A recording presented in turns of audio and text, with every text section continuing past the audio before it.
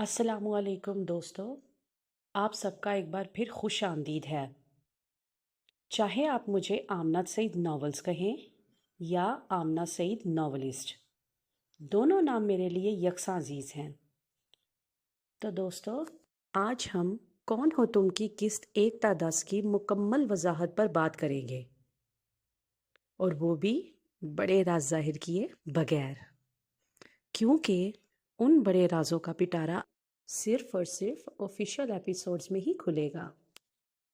تو چلیے شروع کرتے ہیں۔ قسط نمبر 1 کی وضاحت۔ کہانی کی شروعات ہوتی ہے دانین فاطمہ سے، ایک ایسی لڑکی جو عام انسانوں سے بہت مختلف ہے۔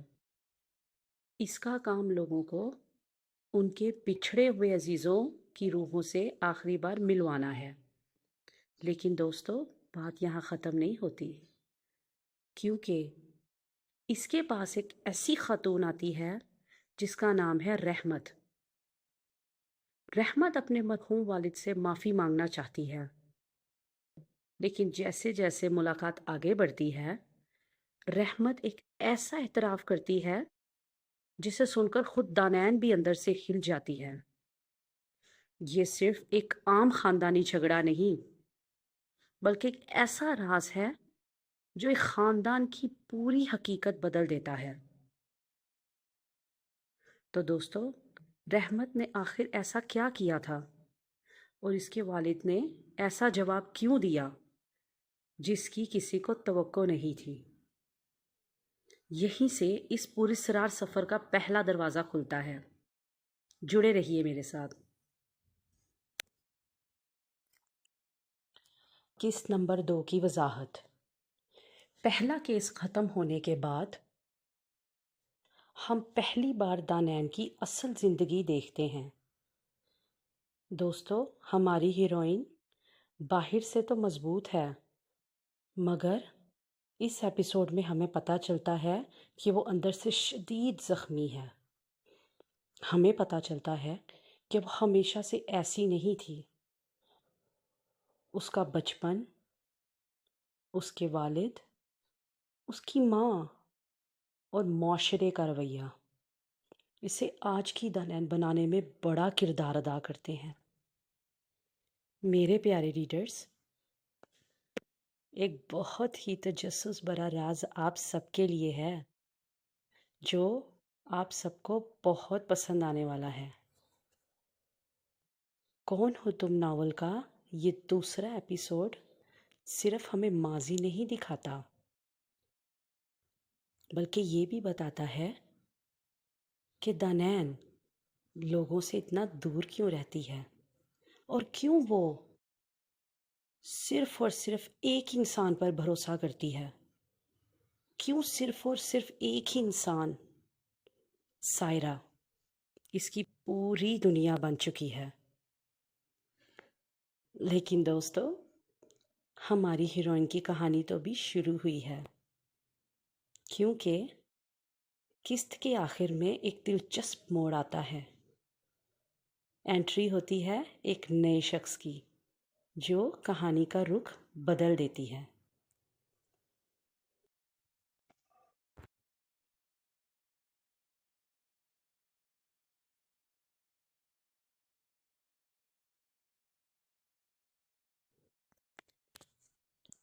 تو چلیے قسط نمبر 3 کی وضاحت کی طرف بڑھتے ہیں۔ اس شخص کا نام ہے دانش جعفر۔ پہلی ملاقات اور پہلی ہی نظر میں دانین محسوس کرتی ہے کہ اس انسان میں کچھ الگ ہے۔ ادھر دانش بھی دانین کو دیکھ کر حیران رہ جاتا ہے۔ اسے یقین ہی نہیں آتا کہ اتنی کم عمر لڑکی اور اتنا غیر معمولی کام کر سکتی ہے۔ سادہ الفاظ میں پہلی ہی ملاقات میں دونوں ایک دوسرے کی توجہ کھینچ لیتے ہیں۔ دوستوں، دونوں کے درمیان دلچسپ گفتگو ہوتی ہے، لیکن پھر دانش ایک ایسا جملہ بولتا ہے جس سے पूरी कहानी एक पूरी सरार मुअम्मा बन जाती है। क्या कहा होगा उसने? चलिए बता देती हूँ। वो कहता है, आई हैव अ स्टॉलकर। ये क्यों कहा उसने? दोस्तों, कई जगहों पे स्टॉलकर होते हैं, सड़कों पर, सोशल मीडिया पर, आए गई ज़िंदगी में कई। लेकिन ऐसा कौन सा स्टॉलकर है जिसने उसे दानैन से मिलने पर मजबूर कर दिया? मैं बताती हूँ। It's a dead one.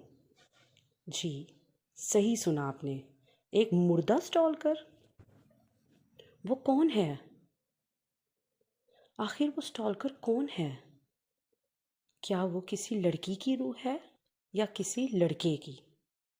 क्यों इसका पीछा कर रही है? और दानिश आखिर किस खतरे में है? दोस्तों, यहीं से तो असल सस्पेंस शुरू होता है। ये तो सिर्फ आगाज है। अभी ना दानिश का राज खुला है, ना दानैन की असल ताकत, और ना ही इस सवाल का जवाब मिला है कि आखिर कौन हो तुम? मेरे प्यारे सिंसियर रीडर से मेरा एक सवाल है कि राइटर आमना सईद ने इस नावल को आखिर कौन हो तुम का ही टाइटल क्यों दिया है? और मुझे पूरी उम्मीद है कि आप सब मुझे कमेंट बॉक्स में इसका जवाब ज़रूर देंगे। तो चलिए आगे बढ़ते हैं।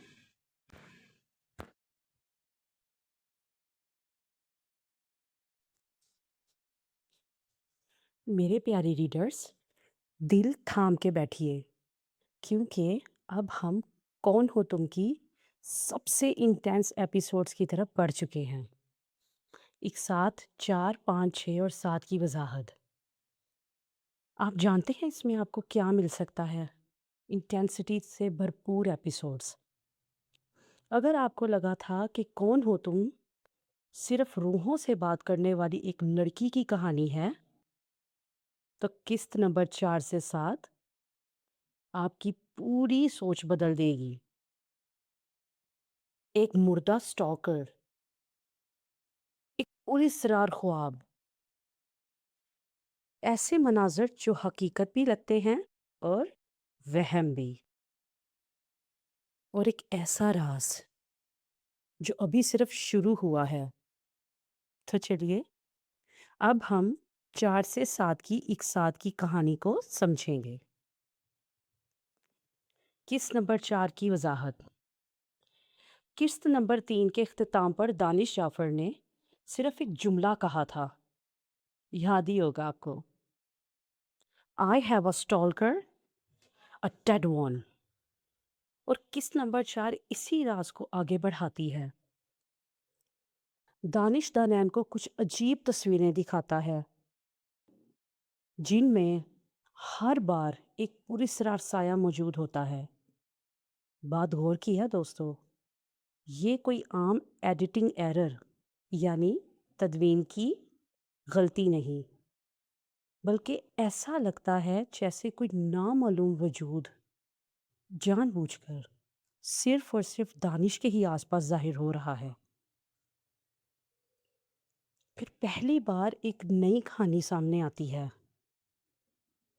दो बहनें, एक हादसा, एक नामुकम्मल माजी, और बहुत से ऐसे सवाल जिनके जवाब अभी किसी के पास नहीं।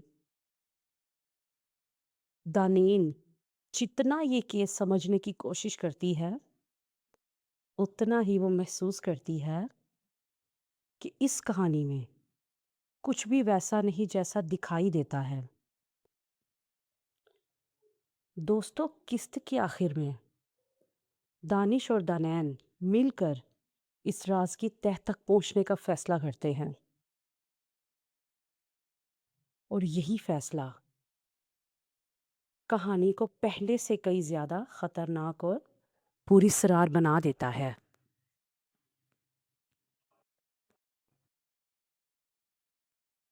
قسط نمبر 5 کی وضاحت۔ اسی رات دانین ایک ایسا خواب دیکھتی ہے جو عام خوابوں سے بالکل مختلف ہے۔ ہم بہت سے خواب دیکھتے ہیں دوستو، لیکن ہماری ہیروئن نے ایسا خواب دیکھا ہے جو عام خوابوں جیسا بالکل نہیں ہے۔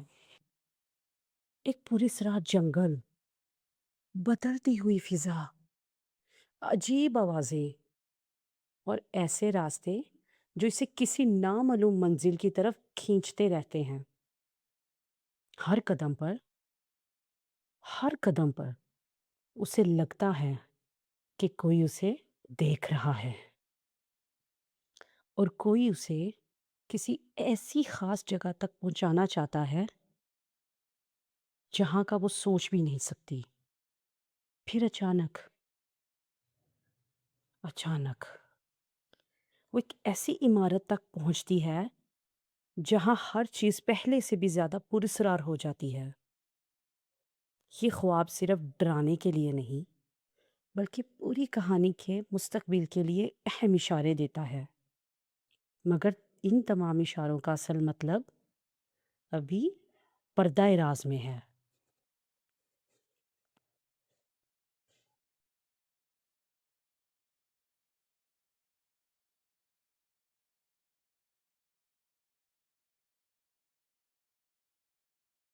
قسط نمبر 6 کی وضاحت۔ قسط نمبر 6 شاید اب تک کی سب سے عجیب اور سب سے زیادہ سوال پیدا کرنے والی قسط ہے۔ دانین ایک کے بعد ایک ایسے مناظر دیکھتی ہے جن کا آپس میں بظاہر کوئی تعلق نہیں۔ مختلف لوگ، مختلف جگہیں، پراسرار واقعات، ایک عجیب کتاب اور کئی ایسے اشارے جو کسی بہت بڑے راز کی طرف لے جاتے محسوس ہوتے ہیں۔ پھر اچانک ایک ایسا نام سامنے آتا ہے جسے سن کر دانین بھی چونک جاتی ہے اور کئی نئے سوال جنم لیتے ہیں۔ مگر یہ سب حقیقت ہے یا صرف خواب؟ یہ سوال کس ختم ہونے کے بعد بھی باقی رہتا ہے۔ قسط نمبر 7 کی وضاحت۔ قسط نمبر 7 میں خواب اور حقیقت کے درمیان موجود حد تقریباً ختم ہو جاتی ہے۔ دانین جاگ تو جاتی ہے لیکن اسے محسوس ہونے لگتا ہے کہ خواب ابھی ختم نہیں ہوا۔ ایسی چیزیں ہونے لگتی ہیں جن کی کوئی آسان وضاحت ممکن نہیں۔ اسی دوران ایک پراسرار وجود پھر سامنے آتا ہے اور دانین کو احساس ہوتا ہے کہ شاید یہ معاملہ صرف دانش جعفر تک محدود نہیں۔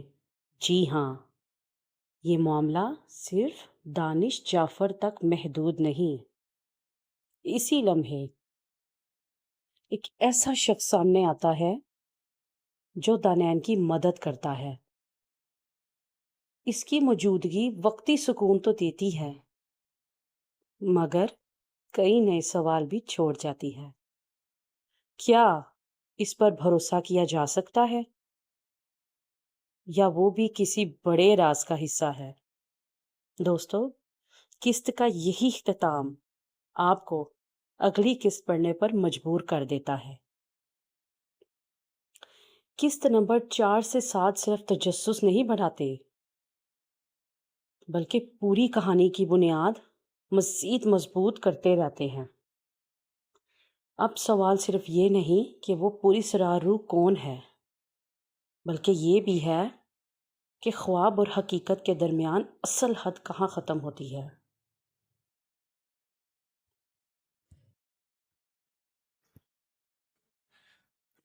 اگر آپ ان تمام سوالوں کے اصل جواب جاننا چاہتے ہیں تو اصل ایک ساتھ ضرور پڑھیں، کیونکہ اصل سسپینس، اصل جذبات اور اصل راز صرف وہی آپ کے منتظر ہے۔ چلیے اب آگے بڑھتے ہیں۔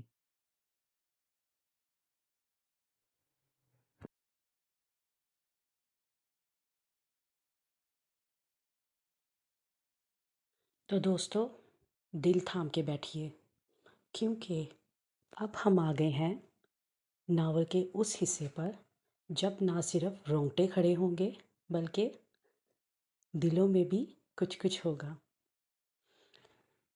قسط نمبر 8 سے 10 کی وضاحت میں ہم یہ جانیں گے کہ دانش جعفر آخر دانین کے لیے اتنا بے چین کیوں ہے، اور اب ہم بات کریں گے کون ہو تم اقساط نمبر 8، 9 اور 10 کی۔ اور یقین مانیں یہ تینوں اقساط پوری کہانی کا رخ بدل دیتے ہیں۔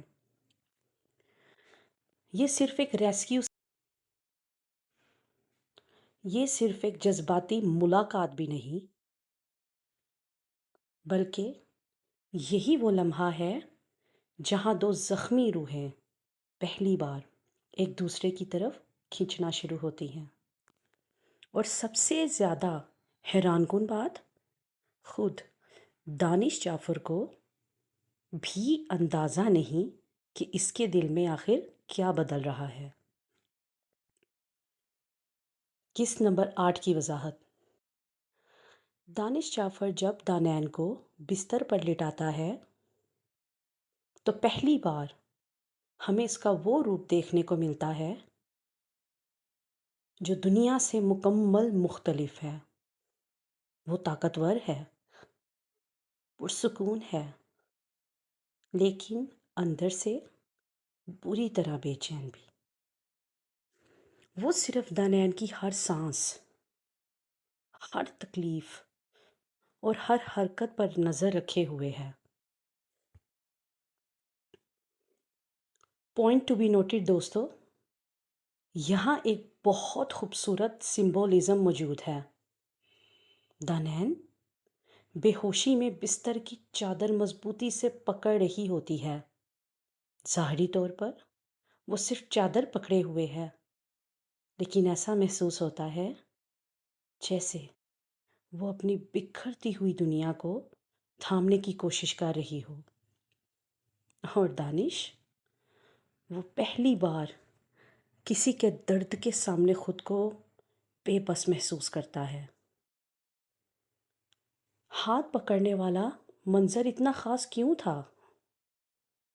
یہ عام لمس نہیں تھا، اس میں خواہش نہیں بلکہ تحفظ، اطمینان اور سہارا موجود تھا۔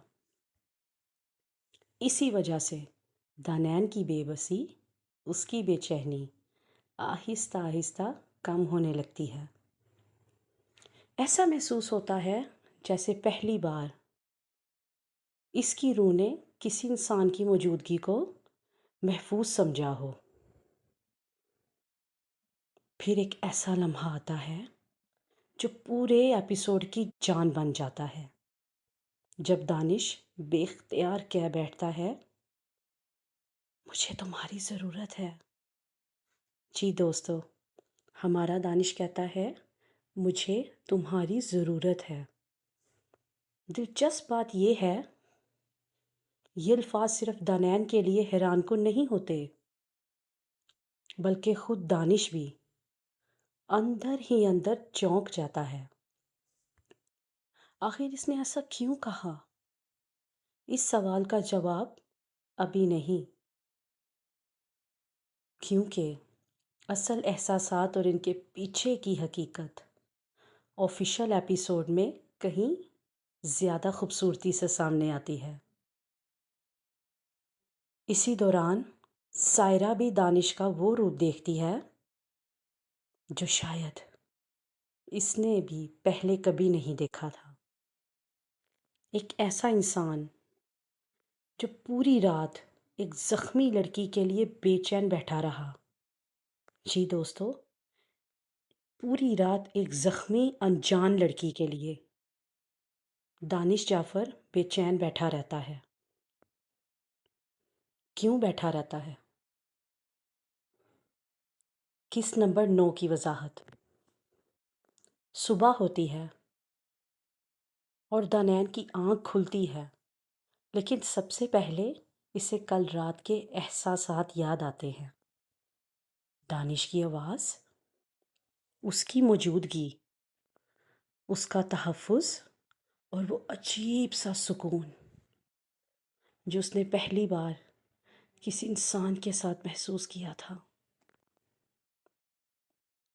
قاری کو ایک لمحے کے لیے لگتا ہے، آپ ہی کی بات ہو رہی ہے دوستو، ریڈر کو ایک لمحے کے لیے لگتا ہے شاید اب سب کچھ آسان ہو جائے گا، لیکن اچانک ایک چھوٹی سی چیز دانین کو حقیقت کی دنیا میں واپس لے آتی ہے۔ اس کے دل و دماغ کے درمیان ایک خوفناک جنگ شروع ہو جاتی ہے۔ وہ خود کو سمجھانے لگتی ہے، اپنے جذبات کو روکنے لگتی ہے اور خود ہی اپنے دل کے خلاف کھڑی ہو جاتی ہے۔ یہی اندرونی کشمکش اس ایپیسوڈ کی اصل طاقت ہے۔ ادھر دانش بھی محسوس کرنے لگتا ہے کہ دانین کی تکلیف اسے معمول سے کئی زیادہ بے چین کر رہی ہے۔ جب دانین لڑکھڑاتی ہے تو وہ فوراً اسے سنبھال لیتا ہے۔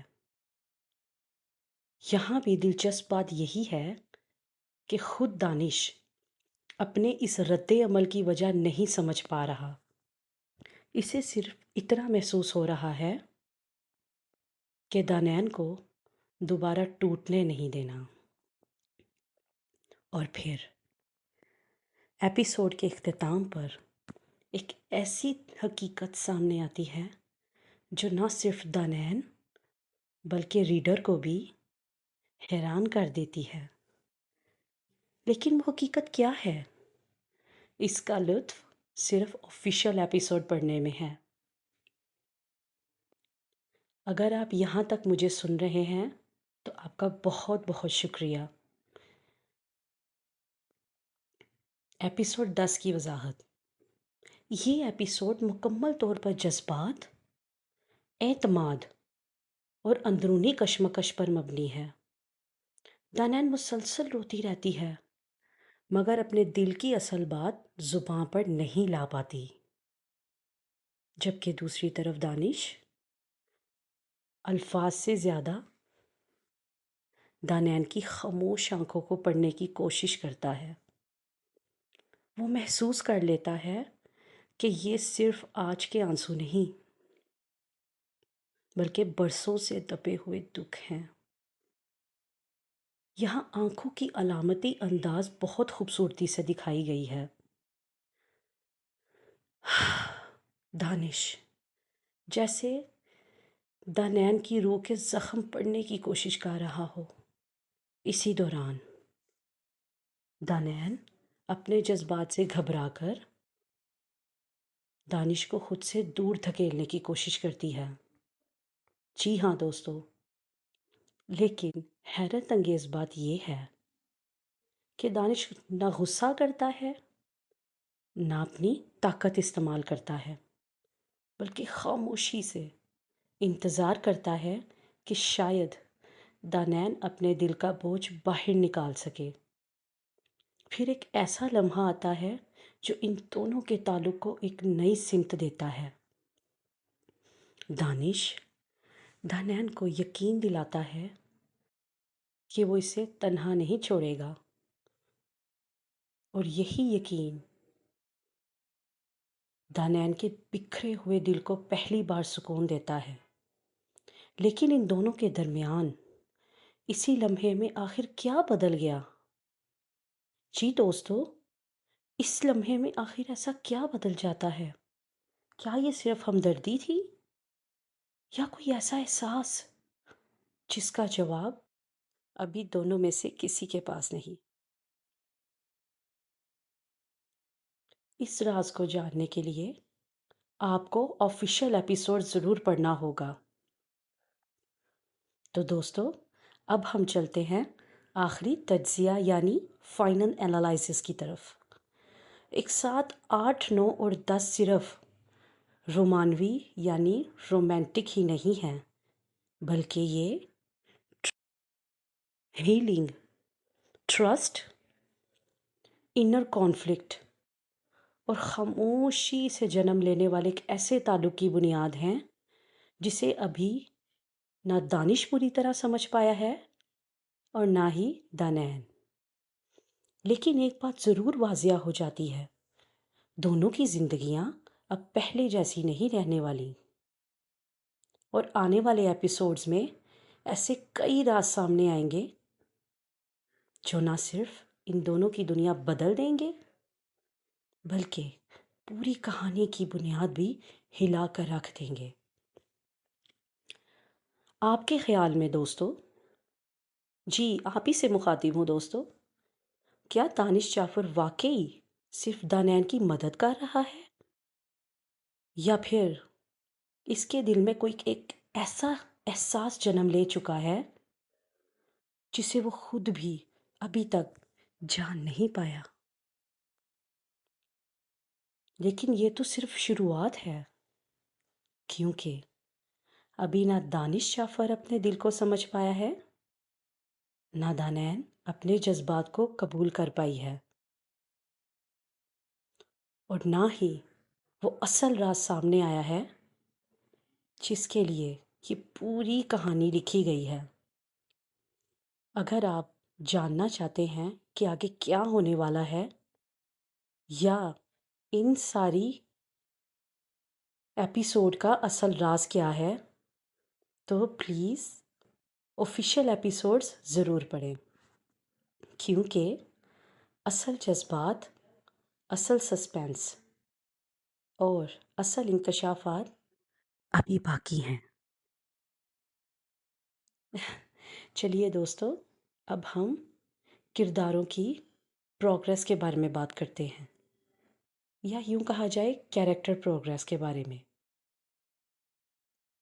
دانین فاطمہ اب وہ صرف دوسروں کے راز نہیں حل کر رہی، بلکہ خود بھی ایک ایسی آزمائش سے گزر رہی ہے جس نے اس کی پوری دنیا بدلنا شروع کر دی ہے۔ دانش جعفر پہلے وہ صرف ایک پوری اسرار کیس کا حصہ لگتا تھا، لیکن اب اس کے جذبات، اس کی خاموشی، اس کی وہ خاموش بے چینی خود ایک نئی کہانی بن چکی ہے۔ سائرہ ہر مشکل لمحے میں دانین کا سہارا، اور وہ واحد انسان جو ہر حال میں اس کے ساتھ کھڑی رہتی ہے۔ دوستو، اپنی رائے کمنٹ میں ضرور لکھیں، اور اگر آپ اصل